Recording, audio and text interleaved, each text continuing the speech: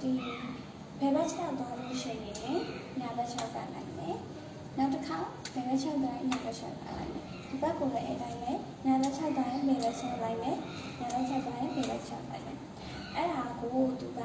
ဒီကဘယ်နဲ့ညာရှောင်းလေးလူလေးတင်လိုက်လက်တင်ပြီးတော့သူနဲ့လိုက်ဘယ်နဲ့ညာရှောင်းလေးလက်တင်လိုက်ပြင်သူနဲ့လိုက်ညာနေတဲ့အချိန်ကပဲရှောင်းလေးနဲ့တင်ပြီးတော့သူစီလိုက်မယ်အဲ့ဒါလေးကိုလုပ်ကြည့်မယ်ပေါ့နော်5 6 7 go 1 2 3 4 5 6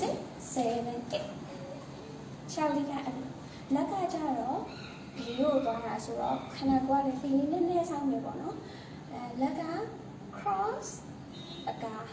နေမြဒီဘက်က6လေးတင်နေချိန်မှာ cross ဒီဘက်ရောက်သွားရင်သူက line နေပြီဆိုလို့ရှိရင်ပြန်ကားမယ်နောက်တစ်ခါ cross ဒါဒီကလည်းလို့ cross ကာ cross ကာကဲနောက်တစ်ခွက်ကကြတော့ဒီဘက်မှာရှောင်းလေးစုပြီးလုပ်ပြီးသွားဆိုလို့ရှိရင်ဒီဘက်ကိုပြန်လာမယ်ဒီဘက်ကိုပြန်လာမယ်ဆိုတော့လက်ကဟိုဘက်ကိုသွားရှောင်းကဒီဘက်ကိုလာမယ်1 2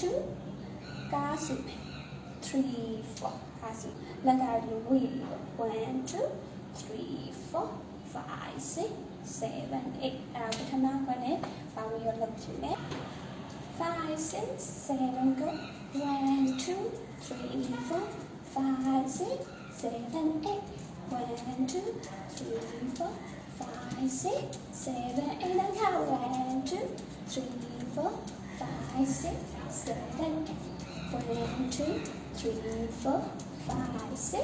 7 8